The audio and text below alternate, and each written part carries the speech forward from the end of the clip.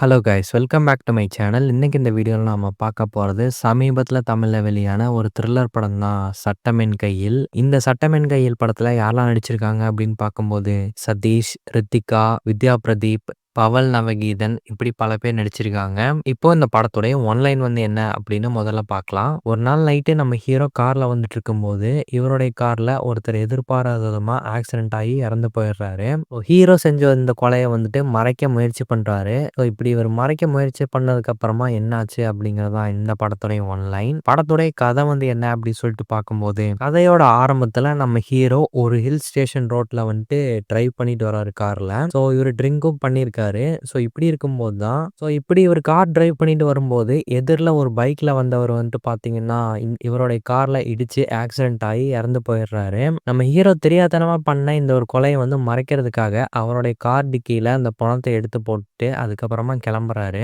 இவரு போற வழியில செக் போஸ்ட்ல வந்து செக்கிங்லாம் வந்து பண்ணிட்டு இருக்காங்க. அந்த செக் போஸ்ட்டையும் மீறி நம்ம ஹீரோ வந்துட்டு தப்பிச்சு போறாரு. அதுக்கப்புறமா வந்துட்டு பார்த்தீங்கன்னா, ஒரு வழியா போலீஸ் கிட்டயே வந்து மாட்டிக்கிறாரு. இவரு மாட்டுன அந்த ஒரு செகண்ட்ல இருந்து அந்த டெட் பாடிய மறைக்க என்னென்ன முயற்சியெல்லாம் வந்து பண்ணாரு. போலீஸோடைய கண்ணுக்கு அந்த டிக்கில இருக்கிற பணம் வந்துட்டு தெரியாம இருக்க என்னென்ன விஷயங்கள்லாம் வந்து பண்றாரு. இத எப்படி இவரு சமாளிச்சு போலீஸ் கிட்ட இருந்து தப்பிச்சாரு அப்படிங்கிறது ஒரு பக்கம் இருக்க. அதே நாள் ராத்திரி ஒரு இளம்பெண் வந்து யாரோ ஒருத்தரால வந்து கொலை செய்யப்பட்டு ரோட்ல கிடக்காங்க. அந்த ஒரு கேஸ பத்தியும் போலீஸ் வந்து ஒரு சைடு இன்வெஸ்டிகேட் பண்ணிட்டு இருக்காங்க. இந்த 2 கேஸும் வந்துட்டு ஒரு பாயிண்ட்ல வந்து லிங்க் ஆகும். அது வந்துட்டு என்ன?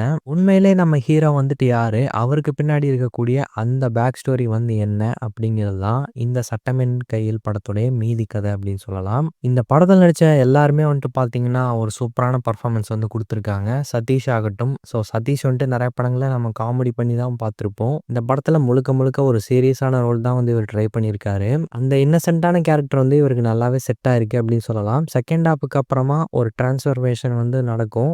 அந்த சில இடங்கள்லயும் இவரோட பெர்ஃபார்மன்ஸ் நல்லாவே இருந்துச்சு. இந்த படத்துல பாஷா அப்படிங்கிற ஒரு போலீஸ் ஆஃபீசர் கேரக்டர்ல ஒருத்தர் வந்து நடிச்சிருப்பாரு. அந்த ஒரு கேரக்டர் பார்க்கும்போது நமக்கே ஒரு வித பயம் வரும். அதே சமயம் என்னடா இந்த மனுஷன் இப்படி இருக்காரே அப்படிங்கிற ஒரு ஃபீலிங்கும் வந்து நமக்குள்ள ஏற்படும். இவருக்கும் நம்ம ஹீரோவுக்குமான அந்த ஈகோ கிளாஷ் வந்துட்டு படத்துல நல்லாவே ஒர்க் அவுட் ஆயிருக்கும். ஹீரோ மேல எப்படிடா பொய் கேஸ் போடலாம் அப்படிங்கிற ஒரு முயற்சியிலே இவர் வந்திருப்பாரு. அந்த சில சீக்வென்ஸ் எல்லாம் படத்துல நல்லாவே இருந்துச்சு. மிக முக்கியமா இந்த படத்துல நடிச்ச எல்லா கேரக்டருமே வந்துட்டு பார்த்தீங்கன்னா, யார நம்புறது, யார நம்பக்கூடாது அப்படிங்கிற மாரி நமக்கு சுத்தமாவே தோணாது. யார் நல்லவங்க அப்படின்னு நினைக்கிறோமோ, அவங்க தான் வந்துட்டு இதுல கெட்டவங்களாவும் தெரியுவாங்க. இந்த ஒரு விஷயத்த முடிஞ்ச வரைக்கும் ஆடியன்ஸுக்கு டவுட் வராத அளவுக்கு நீட்டாவே பண்ணியிருந்தாங்கன்னு சொல்லலாம். படத்துல நெறைய ட்விஸ்ட் அண்ட் டர்ன்ஸ் எல்லாம் சூப்பராவே ஒர்க் அவுட் ஆயிருக்கு. ஒரு சில விஷயங்கள் இதெல்லாம் வந்து கொஞ்சம் ஓவரா இல்லையா? போலீஸ் ஸ்டேஷன்லயே இருந்துட்டு இந்த சில விஷயங்கள்லாம் பண்ண முடியுமா? அப்படின்னு ஒரு பக்கம் நம்மள யோசிக்க வச்சாலும், இத வந்துட்டு ஒரு படமா மட்டும் பார்க்கும்போது, அதுல நடக்கக்கூடிய விஷயங்கள் வந்து இன்ட்ரஸ்டிங்காவே கொண்டு போயிருந்தாங்க. இந்த படம் ஆரம்பிச்சதுலேருந்து எண்டிங் வரைக்குமே எது தேவையோ அத மட்டும் தான் இந்த படத்துல வந்து வச்சிருக்காங்க அப்படின்னு சொல்லலாம். படம் ஆரம்பிச்சதுமே டைரக்ட்டா வந்து டைம் வேஸ்ட் பண்ணாம கதைக்குள்ள வந்து போயிடுறாங்க. அது வந்து இந்த படத்துக்கு ஒரு மிகப்பெரிய பாசிட்டிவ் அப்படின்னு சொல்லலாம். அதேபோல ஹீரோ வந்துட்டு ஒரு ஸ்மார்ட்டான விஷயத்த வந்து படத்துல அடிக்கடி அங்கங்க பண்ணிக்கிட்டே இருப்பாரு. அதுவுமே வந்துட்டு இன்ட்ரெஸ்டிங்கா இருந்தது. பட் இதெல்லாமே ஒரு பக்கம் இருந்தாலும், இந்த படத்துல வரக்கூடிய 1, 2 எமோஷனல் காட்சிகள் வந்து அந்த அளவுக்கு எஃபெக்டிவா ஒர்க் ஆகலையோ அப்படிங்கிற ஒரு ஃபீலே வந்து குடுத்துச்சு.